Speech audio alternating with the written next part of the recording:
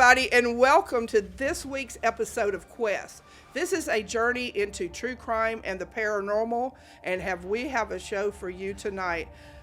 I am so excited, per usual, because I always get excited about my guests. We have my friend Alyne, and I always say your name wrong.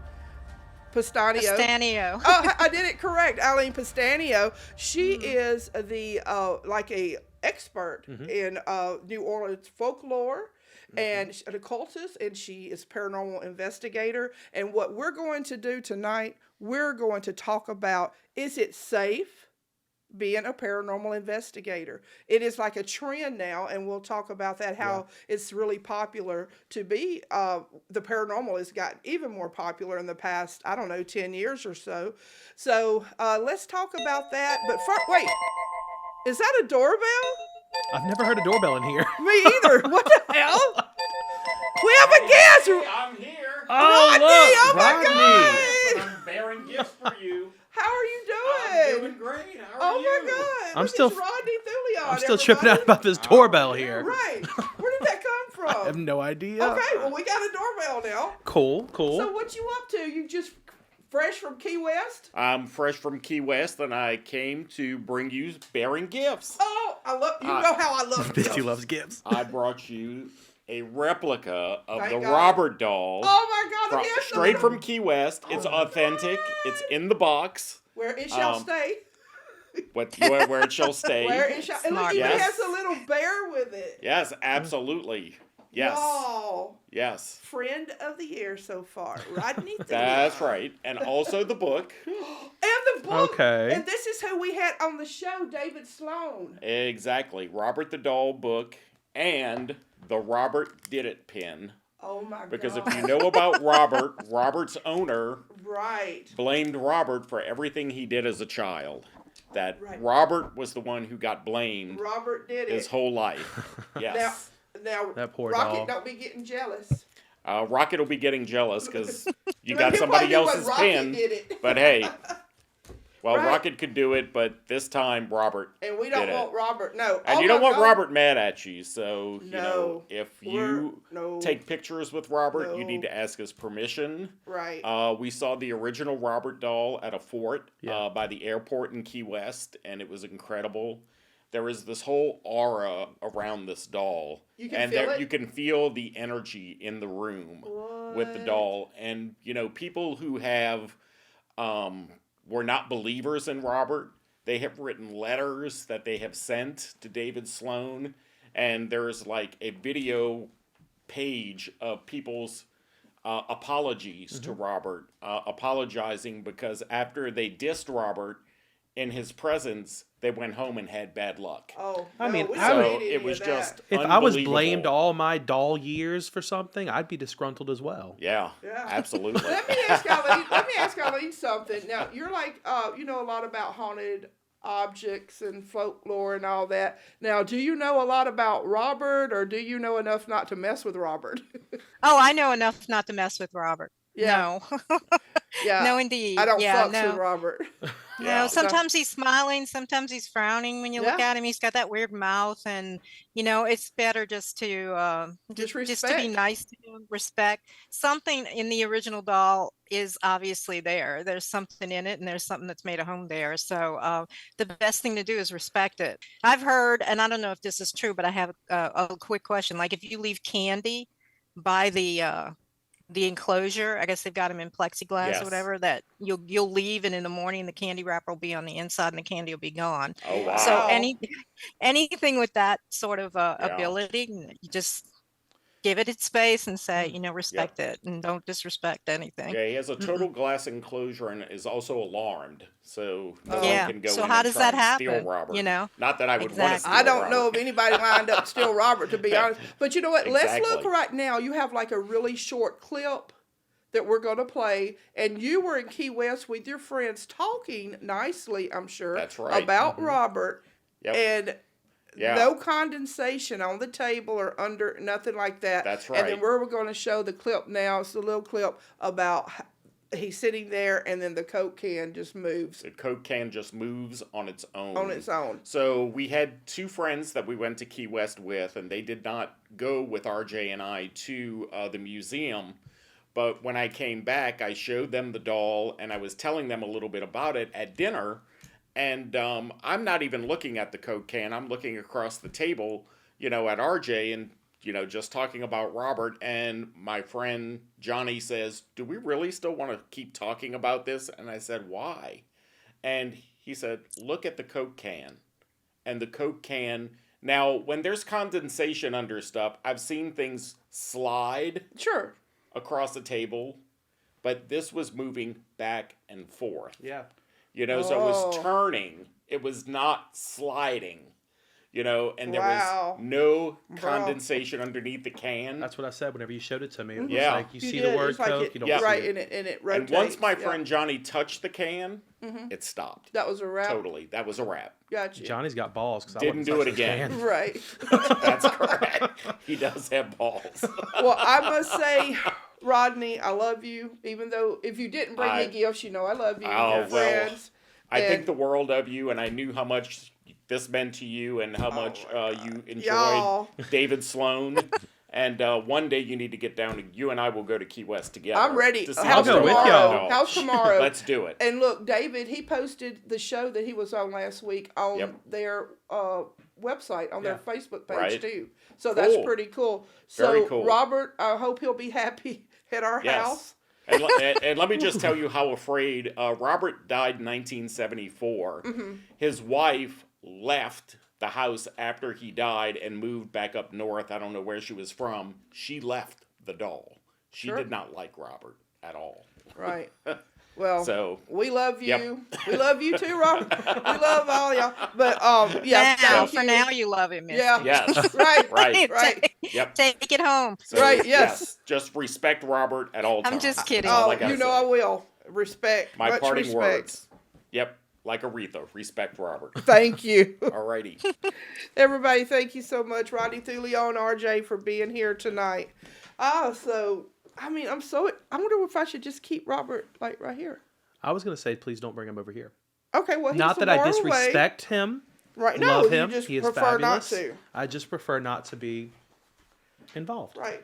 So, Alyne, we've known each other for at least, I would say, about 12, 13 years, something like that. Yeah, absolutely. We came together rather fortuitously, I guess I would say, over the upstairs haunting. I think you contacted me when I was looking for somebody in your community to share the story with after Bernadine LeBlanc and I did the investigation and her team. And that's how we came together. You reached out and you were working on it at the same time we were working on it, trying to figure everything out. So it's been a while. It has been a while for me. And Yeah. you and I actually, we were on an episode of Ghost Hunters. Yes, we for were they're on all there of 30 together. seconds. I think yeah. mine was more of 10. 10. Yeah, yours- 5 no, seconds. I I had coughed two and I little was there. spots. So, Yeah. mine amounted to 15 and 15. Okay, so More than me, but it wasn't about that, but it was really a good experience, and then how it was kind of brought to more of a in the spotlight to different people who may not have realized about the upstairs fire. Absolutely. And we kind of brought it Absolutely. out there. But I remember when I was just briefly on the upstairs, I was 12 when it happened, same age as Jimmy Masacci, the guy who owns the bar now. And I remembered that. It somehow was confused in my mind with another club that was called La Boucherie. And for years, I thought it was that. And then I realized, I finally got that right. And it just suddenly came to mind. And, it's like, we're going to do the upstairs, or I'm going to go try and talk to the guy and see if we can get in there. Everything went well. And my cousin knew someone who had died the night of the fire. So I had a name that I wanted to go in with. And Bernadine has sent you that clip. And at the time, I didn't know anybody. I mean, I knew people, but I didn't know anybody that was active in your community and everything. And when we were doing the investigation that night, I went aside to where, if you look at it now, it's all renovated. But the spot where Bud, his name was Bud Mate, where he died was to the left of the entrance. And they found him and 3 other men burned, but embracing each other where the piano would have been. Mhm. Got chills again. And I went in there by myself. Bernadine gave me the voice recorder, and I said, look, I don't know anybody. I said, but I promise I'm going to tell your story. I said, I promise I'm going to get it out to the world. And you guys can come down, out of the upstairs. And if you listen to the clip, you'll hear a voice say, promise me. See, it still gives me chills because he must have been right here listening to me. And I did promise him, I did what I could, and then suddenly you came into my life. We were able to I found Ghost Hunters production company poking around on my website at the time because they had done 2 other stories that I had up there. So I contacted basically a producer who got in touch with them and said, this is the person who wrote those stories. And it all came, I thought it was just, I'll get it to New Orleans and they'll, I'll get it to New Orleans and the city council may do something about it and all that. Never did I think that it was going to be them and it was going to be millions of people. So, I kept my promise. You kept your promise. You did the hard work of finding out where they were down to the very last one that, the bodies unclaimed and everything. So that's how our friendship started. It did, Over and something like that. yeah, I'll never forget, and we would talk a lot about it, and it was like when we would go, because we went on the site to meet with Jimmy that time, and I didn't realize that the actual room where we were sitting was actually where that they were burned. Yeah. Yeah, I just thought it was like I thought he was going to bring us to the place, like to the no, that window in office. his office. Yes. Yeah, that was where Was the window. the reverend from the pastor yeah. of the church, where he had tried to get out of that opening, but got That stuck. picture, And that famous picture. yeah, Yeah. it's the famous picture. Yeah. And you must know Misty because I know, but Jimmy told me that his dad ran the bar downstairs, and when they heard the fire, the place was burning, his dad went and took him and they were down there. But there was an employee who after everything was done and the fire had been put out and all, he realized that the cash box was still inside the bar and they had been pouring water on it all day. And he went in to secure the cash register, take the money out. And when he was closing the door, trying to close the door, which was warped, the body broke off and fell on him because they didn't remove it. They didn't cover it. They didn't do anything about it. It fell on him. The half of the body that was outside fell on the man. I'm sure there was a lot of PTSD with that, but there was a lot of disrespect that went on too with the dead bodies in there. So that's something that New Orleans actually took their, owned basically, through now it's like the 50th anniversary was celebrated or commemorated. And but they finally took their responsibility for that. And I think that went a long way in alleviating some of the haunting activity that was inside. I don't believe ghost hunters solved it. I know they didn't. And if you talk to anybody in your community, there's varying, there's different opinions and a lot of people think they know, but they didn't solve it. And that 3rd floor is still very haunted. There's a lot of anger there, and that's a lot that for them to let go. And there's still some there. Which, if we're able to, we're going to do another investigation. So I'm going to be getting in touch with Jimmy soon. So, but yeah, that's how we met. And I hadn't any experience with anything with telling ghosts, I promise you, but I kept my promise. You did. That's keep an your important promise. thing.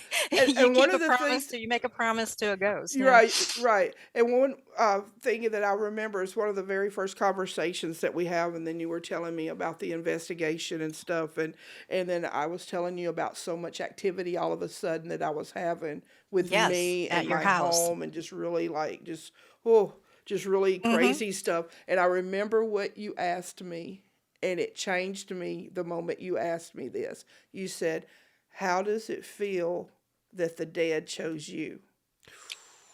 Yeah, Oh, wow. they chose you. That just They sent sent shivers you to down me. my spine. Yeah. Yeah. Exactly right. They sent you to me. Yeah. You And I were was just actually like, looking for like 2 weeks and you had emailed me. yeah. Everything just coalesced. I don't know. There are a lot of people that didn't even know where the place was, but had heard of the crime. Like I was with somebody who did an investigation at a place that she thought was the upstairs and it wasn't. And for me to just go in there and talk with Jimmy and him to be so, forthcoming about it, and then just basically open up because Bernadine's investigation, well, it's the Louisiana State Paranormal Research Society, but her investigation was the first full Right. paranormal investigation at that location. Everything flowed together, and you accomplished what, you know, decades of people couldn't accomplish. You finding out where the bodies were, finding out who they were, where their families were.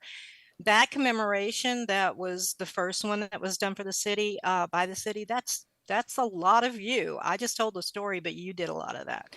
Well, So I I'm appreciate that. I very don't know. proud to know you, and glad that I was able to work on that with you.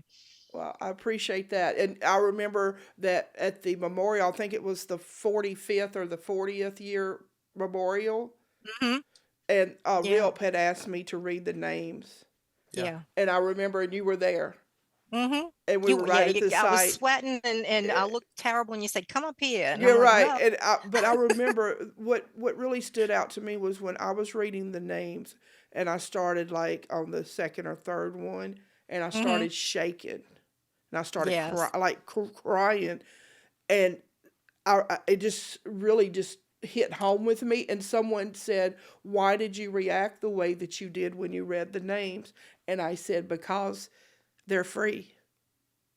They Hmm. are free. They're They can free," and that's finally how come that I out. They felt could because finally come out. right, not Not if, only that, they were all there with you. All of them and I were believe there that with you. right, And I mean, to think of it, to be, trapped and, basically in the place, where your tragic ending happened, maybe, in some instances, just reliving that, or, depending, I mean, on what their state is when they became, aware on the other Hmm. side, to finally be able to be released from that, to have their story told and have the city, the people, that some of whom were in politics back in that day, to say we were wrong and we didn't treat it right, right. because, the whole thing, it was just, the attitude toward it is totally different, than it is today. 1973, and New Orleans is slow to catch up with things. So it was Hmm. more like, maybe 1953 attitudes still in the French Quarter. People can't think about that today, but if you were like a drag performer or something, you always had to have a piece of male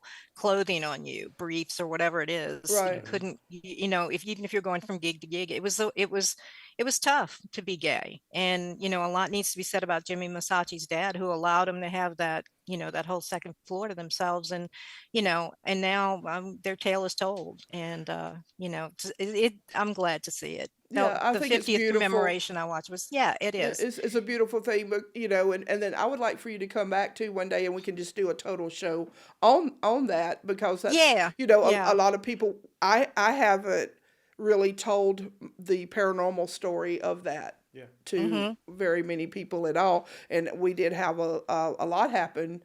At my home and with me during the 2 years that we were trying to work on things and get things yeah, done. It was really, but after those names were read, it was just like it was okay. yeah. So let's talk about now. You've wrote several books, more than one, and more than Well, I've two. written a few, and That's I've what I'm saying, a contributed to a couple. few more. But Yeah, but we're going to talk about tonight. Now, it seems like the paranormal. Everybody the percentage of people who actually admit that they believe now is so much higher yeah, now than it absolutely. was even 10 years ago, 15, 20 years ago, maybe even 5 years ago, that people are ready to say, you know what, I believe that there is life after death. I do believe that, that when we die, we're just not dead, that we somehow live on.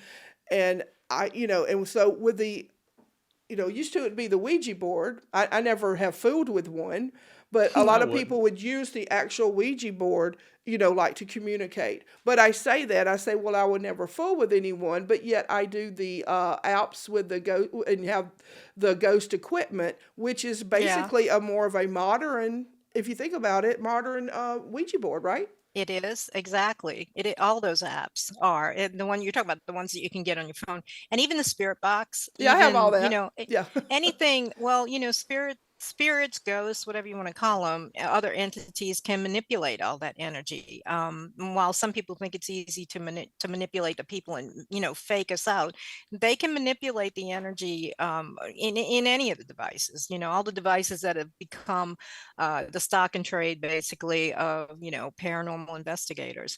It's funny. Because it is a huge trend. I was just at a convention a couple of weekends ago called Fear Fest, and Right. over here on where I live, it was the first of its kind, and that's a whole other story. I'll have to tell you. There were protests. I heard it was fun. People praying. It was fun, and there could have been more. So it's like a it's coming pride back. rally It'll with be a back pride. next year. Hey, I Well, hope there I were can- people from the church that were out there praying and stuff, and thought that I guess that it equated to devil worship and all this kind of Yeah. stuff. And I From didn't my know understanding, there all was a that was- pastor out there who put out this long Facebook post about how it was worshiping the devil and blah blah. But no, Yeah. it wasn't. No, Grow it up, wasn't. man. That was the Catholic. It Fear-mongering. surprised me. It was the Catholic pastor that did that, but there were That's a couple of other fear-mongering. churches involved. I didn't know. I was there, but I didn't even know because I would have gone out and talked to him. But no, part of the problem was I think endorsements from the South Shore of the Lake by Voodoo Authentica Haunted History Tours. It's a knee-jerk reaction. They see voodoo, or they see somebody who Yeah. thinks he's a vampire that's going to speak, and it's like a knee-jerk reaction. But it will be back. It's not Yes. it hasn't impeded the planning, and now I'm going to be involved in to some degree with it. So Maybe next we time can we'll be join prepared you. for all of it. Join Yeah, y'all I next will. year. I will invite would be you. I cool. spoke about that last time. Yeah, to come Yeah. and I mean, I'm on the planning committee now for it, so some Okay. things will change. And the man who put it together did it for his daughter's for a foundation that he started in honor of his daughter who had Okay. died when she was pregnant. She committed suicide before she delivered, and this man had to put his daughter and his grandchild into the grave. And these people are out there huffing and puffing and calling him names, and called him Lucifer, said he was Oh, come Satan. on. And yeah, I mean, really, it was just over.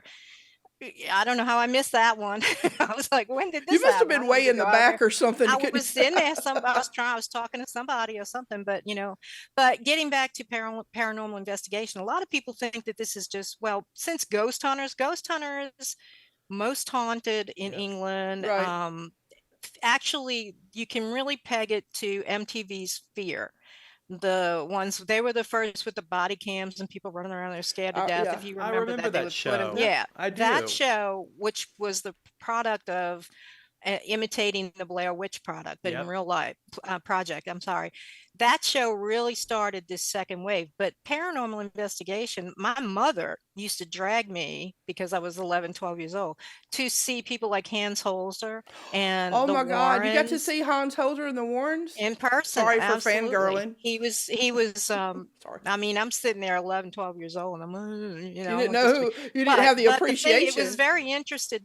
He was very interesting to me because he talked about ghosts, and he talked about taking pictures of ghost photography, Mhm. which is an old thing. I mean, Yeah. they faked a lot of Victorian times, but they did actually get a lot of pictures of some weird stuff. So that's been there. And then the EVPs, he showed everyone how to just use their cassette recorder Mhm. and use a cassette tape. And my mom decided that was something she wanted to do, and she basically jumped into that, and at the same time into New Age and everything. So that first blush of the paranormal, that kind of got obscured by the New Agey kind of stuff that came at the Mhm. late 70s and 80s. So it was already there. I mean, it was just it didn't have TV coverage, and it didn't have these major networks minting these teams left and right to go out. And so Ghost Hunters is the one that kind of really blew it and broke through. And then you've got Zach Bagans and all that group, with their stuff. And, you understand TV is entertainment, right? Yeah. And so a Right. lot of times, there wasn't, they're just, I mean, they had to make up stuff basically and say this was haunted when it wasn't. So I mean, all these seasons, eventually they're going to come in some real You have to hauntings, build a but story people, for the sake of television and viewership. Well, it's yeah, because people are not entertainment, going to Yes. watch it. But that inspired, it was Ghost Hunters, Ghost Adventures, and Most Haunted that kind of inspired regular people to get involved in the quote unquote research field. And for a lot of them, it was really just a hobby. It's, it was something they did. They had a day job. They weren't going to be on TV, but it did explode. And you had teams and this guy and that guy, all these people that were investigating. And, then you got the media churning out like Paranormal Witness and Paranormal Survivor, I've seen Haunted all them. History. Yeah. Yeah, right. And you can look at it on YouTube. I was watching it earlier on Haunt TV. They're playing all the paranormal survivors and all for Right. Halloween. But a lot of times that people look at, like, you could look at a guy welding or something, or you could look at a guy glass blowing on TV, but you're not going to go out and, like, here, I'm going to go out and do this, right? But with the paranormal, and it's a pretty dangerous hobby to pick up in, because it puts you in contact with some things that a lot of people don't believe in. That a lot of these paranormal researchers, they're, oh well, I'm a skeptic and I rely on science, and I don't believe in that. Well, how are you going to prove, if you don't believe in it? What are you looking for? Okay, what are you using to prove your basically prove your axiom here? And so you get people, let's say you got a new team, and this, I use this analogy a lot. You got a guy, you got some people, they got their matching t-shirts and jeans, and they all got their they all Right. have their their machines, their equipment. And they say, well, okay, everybody works well, let's get together maybe Sunday, and we're going to go to such and such a cemetery because I hear it's haunted, or I hear there's it's notorious. So they do that. They show up on after church on Sunday, and they all get there, and they're doing their EVPs. And the first thing they're doing is they're trying to talk to dead people who are no longer there, because if you want to talk to the actual person that died that's in the grave, you've got a window of about 6 months, maybe, because they come and go right after they die. They come and go to understand the process, that here's your grave. They'll visit the home, and then they understand that they've passed. Okay, so what are they talking to in there at Joe Blow's grave? That's the first thing. But they come in on Sunday, and I always say, well, you don't know if they're bona fide, real Luciferians, satanic magicians, sorcerers, people doing the work of Crowley, basically, who go to cemeteries because that's part of the rituals that they're doing, especially a ritual called the Toad Rite, which is basically, well, it's long, it's involved, but it ends in, you might hear my dog, it ends in the practitioner. The goal of it is it's called the Black Cat Ritual here in Louisiana, and that's something that my friend Bernadine knows about because her grandma actually did it. But you're basically looking for the bone in the animal that's going to convey powers and invisibility and all the things, all the things. And you go through this long, protracted rite, and then you end it in a cemetery. You go to sleep in the cemetery, where you go to lay in a grave. And it's usually, you look for the old burying grounds, sunken graves, and the devil or the spirit, the demons, will come and try to take the bone, try to, say, we'll give you this if you give us the bone. And you can't do that because they'll take you. And then to complete the ritual, they sin, they go away, and what comes is basically a manifestation of Lilith, or a succubi in her form. Okay. A woman who's beautiful and voluptuous from the waist up, but from the waist down is a rotting, stinking corpse. And she's going to lay in the grave with the practitioner, and the practitioner is expected to have sex with her. And he does, and when he does, the ejaculate is put into the soil to end the ritual. And what comes from that are ghouls, plain and simple, things that feed on the dead, new phantoms to feed that place, the energy of that place. And he did this on Saturday night, on the night of Saturn. He finished it last night. So Joe Blow and his new team comes in, and we're wandering all over the cemetery. I'm getting energy, and I'm getting it. Of course you're getting it, because there's a bunch of new things, right, that want to follow you home and feed on you. And that's how that starts. And some of the worst experiences, and that's not the only way, but that's a good example of how things, when you don't know what you're doing, or you don't believe in what you're researching, you don't know how to protect yourself. You don't know what to do. And there is a long tradition in occultism and in folklore, which always in folklore, there are kernels of truth at the bottom of everything, every tale. There are long traditions that tell you what to beware of, how to protect yourself, what to do in this case, how to keep them from following you home, what to do if they're in your house. And a lot of these people just skate right over it. And they go on and do all these investigations and wonder why now stuff's happening at our house, and they're happy about it. Like they're doing investigations in their own home, which is a no-no, an absolute no-no. So, the dangers, part of the danger is not believing that your enemy is there, or that, the danger is there, and not so you don't fear it. And the other danger is in not knowing anything about the entities or the demons or what you encounter, ghosts, residual hauntings. You might know the bare minimum of it, but you don't know where they fit in the whole hierarchy of spiritual reality, what you're encountering, and what it can do to you. Because I do house blessings now, I've embraced being, my mediumship, psychic abilities, and I go and do house blessings. Yeah. And so what's important, as I found out, is you have to cleanse cleanse yourself before Absolutely. you go home, or when you get out of that home, even if it's something that you may think is minute or nothing. Yeah. It's a good idea for habit to go ahead and cleanse, because you don't know, like you said, it's a disguise. It's not always what you think. They may not show themselves right then, but then later on they'll show up at your home, or somehow, they'll just go with you because it's boring where they are. Or something. Exactly. Or I call it a they're finished hitchhiker. messing with a hitchhiker, an attachment, or whatever. Now, let's just do this as an example. And in my book, Risks Incidental, which is the nonfiction, and it talks about my experiences living in the house that I grew up in. It was demonically haunted, and it was the result of ignorant psychic and occult exploration. And a lot of that had to do with what my mother was involved in, ignorantly, not knowing, the parameters, not knowing what it could be. She'd always been interested in the supernatural, and she'd always had this nurtured this wish to contact her grandfather, my great grandfather, who had passed when she was 10 years old, and they were very, very close.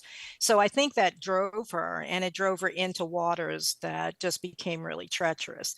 I say that psychic investigators who really are serious, especially when they're going into those types of hauntings, demonic hauntings, entity hauntings, devils, which are basically devolved human spirits, all of that kind of preparation is needed of psychic investigators and paranormal investigators too. They don't think about that. And that's something that you should think about before, when you go into a cleansing or whatever. You should think about that, because it gives them something to fix on. And if you're Catholic, let's say, you go to confession, you take the Eucharist at Mass, and you put yourself in a state of grace so that you're less easily assailed. And, I act like, you're going to be encountering, the devil. Well, you're going to be encountering demons, spirits that came through the Ouija board, through someone's ignorant psychic experiments, through meditation, transcendental. These things are powerful, and they're in graduating degrees of power, but they're powerful. And you don't want to go there unready, not in your faith, not in your mental acuity, and not in your physical acuity. And unfortunately, a lot of times, psychic paranormal adventurers just don't prepare, because they don't know, because they've never read or never looked into the occult traditions behind these entities, these ghosts, these things that they're looking for. I always say, like when we do investigations or anything, or if I'm giving presentations about the paranormal, it's really good. And I have the Realm Pod, I have all the, like a lot of the stuff that you see on TV. But the most important investigative tool that you can have is yourself. Yep. And that cuts down, I think, on maybe, or what do you think about that? It cuts down on some of the, tapping into the unknown more than, Absolutely. you just having the equipment kind of go, uncontrolled or whatever, and it just brings in anything. But if you yourself, and you, like you said, you keep yourself right, and you keep yourself focused and correct on a procedure. And it's just like, I guess, need to start thinking of it. It's like a doctor, a doctor has, when he's preparing for surgery, he, does that. So, I mean, that's really, if you're especially a psychic medium and also a paranormal investigator, it's good for you to go through those steps, and that way that you won't have, I mean, you already have enough stuff floating around you anyway, so Yeah. at least don't Well, have they're, something you can't yeah, control. they're always around you. They're Sure. always right here. You're moving through. I mean, there are places where you're at peace, like your house. And I mean, you have like people say, are my dead relatives there when I'm taking a bath or I'm going to the bathroom? Well, no. Okay. Unless they had some kind of proclivity to that in life. No, Right. not usually. Boy. They our dead humans usually honor our privacy and all, Sure. and say, okay, well, if they're trying, and they're sometimes they're just observing, a lot of times they're there just helping, but they can come and go. They have the permission to come and go. It's the other things that are out there, like, um, I just got the Earth has a magnetic aura around it, just like our bodies. It has a magnetic aura, and there are levels or planes of existence. And our existence in physical reality is the lowest, most complicated, densest reality.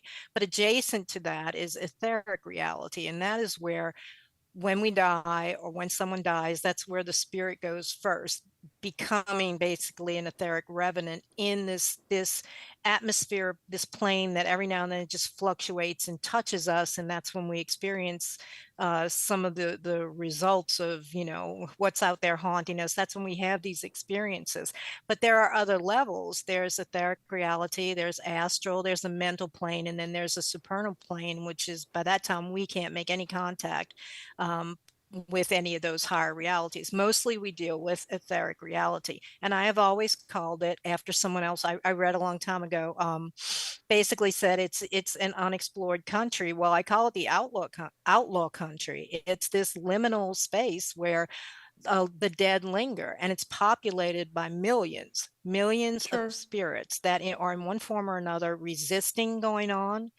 They're scared to be judged. A lot of the things that make spirits cling to the energy of the earth is that they believe they're going to be judged the minute they die, so they turn away from any help, any spirits. And there are spirits, angels, family members there to guide them out of this country or out of this reality and into heaven or whatever their next adventure is. But a lot of people who don't believe in God, and suddenly they get over there and they're in a spiritual scared. reality, and they Yeah. deny it, and they think that the spirits around them are ghosts haunting them, so they run away. Then there are others who don't want to go anywhere. They want to be right there. These are the spirits that of people who have died from addictions, and the very last thing that they feel before they pass, and the very first thing they carry over, is that need to satisfy the addiction. So around communities where you'll have addicts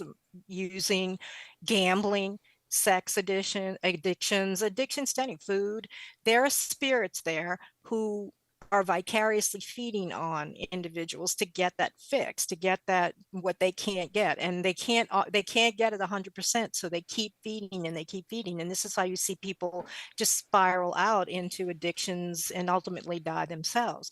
And then there are those who are out there that have been out there for eons of time and are basically indistinguishable from demons, but really fulfill the role or fit the description of devils, what we would call devils traditionally. They are out there for so long, they devolve and they lose all contact with their humanity, and they want to ruin people's lives. They are ruined, they're miserable, so they want to ruin the lives of these people that they hate because they hate us because we're alive. So a lot of times they will flock around people with depression, suicidal tendencies, and a lot of times one of the worst fates is a suicide, because these spirits will throng, even if there's nothing, no hint that anything is awry in his or her environment. These thoughts have entered their mind, and so there are spirits there just ready to fix on that. And when they accomplish the deed, they hang themselves or shoot themselves or whatever, they become aware in the other reality, in the unseen world. And these spirits are there laughing at them, because what has happened is a suicide. The spirit is basically kept in thrall in the etheric until the span of its natural life has been lived. So for however long it was meant to live or meant to be with the body that it had in physical reality, it will stay out there. Really? That's how you get Wow. ghosts, Well, devils, right. angry spirits, and all these things are right there. And if you go into an environment as a paranormal investigator and they're telling you this is happening, doors are closing, I'm smelling terrible smells, whatever's going on. Yeah, If there's that's not good. something going on there, right? The demons, it's the smell of rotting meat and sewers, basically sulfur. Everybody says sulfur, but primarily it's sewers and the rotting meat smell. So that's a real demonic, but they're telling you what's happening, which is another important thing, that people need to listen to their clients. They need to know, I've seen a lot of people just go, like, oh, I said, well, they said such and such. Well, yeah, I ain't worried about that. I'm going to, well, you can't do that because Right. they're not, even if they are causing some of this, like in poltergeist, the reality is they're like causing things in their environment or someone in the environment. You can't just dismiss it. You have to look at it as layer upon layer until you get down to the actual core of it. Right. Like, So, I totally agree with that, because if you don't, if you go in there with a preconceived notion and not even listening, then, it's not going to do anybody any good. Hey, where can someone go to buy your books? I know they're on Amazon, but I believe you have your own website that they can go and right purchase. now, the website is being worked on. Okay. I'm revising all that, so it's better to buy them on Amazon. They're pretty reasonably priced.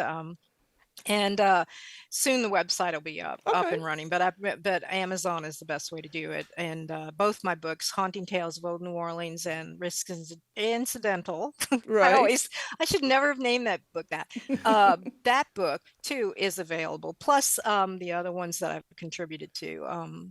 There's Hoodoo and Conjure or Hoodoo Almanac and some books by Brad Steiger. I was fortunate enough to contribute to like the last maybe 5 books that he published before he died. So that was, an honor of mine. But you can find all of that Okay. on Amazon. Well, you know what? It's an honor for me to have you on my show. I think that's cool how yes. things go kind of full circle. And, I hope you'll join us again. I have something I want to tell you though. Okay. I have a true crime. I don't know if you've looked at it. Okay. Have you looked at Who Killed the Chief? Have you looked at the Italian lynchings? I have not. The only lynchings ever to occur in the city of New Orleans were 11 Italians who were lynched by a mob that went and got them out of the old parish prison. And that was located where the municipal auditorium and the performing arts center are. Okay. That was the parish prison. They were, I don't know why I can't talk tonight. They dragged them out, they lynched them. And the supernatural side is that you can sometimes on the anniversary or near the anniversary, the faces of the lynched men will appear in agony on the side of the municipal auditorium. But you should look into that because I am. When's the anniversary? Do you know offhand? I don't have the date. I'll check it all out. I'll get all up in it. Yeah, we got that. You just Google Who Killed the Chief and all of it will come up. And okay. because the mafia started in New Orleans. It didn't start in New York. It started down here and then it went everywhere. So there was all of that going on. And Sicilians, my people were coming in. But that's an interesting one for you to look at because that is definitely a true crime. And really, they don't know who really did it after 11 men. That, in fact, almost started a war with Italy at the time. Wow. So, yeah, it's something to look into. Well, so I definitely will. Thank you for the suggestion. And I'm going to send you 2 of my books. I've got to send you some since I have some here from the film. So I'll get your address. Always love getting stuff, as y'all know.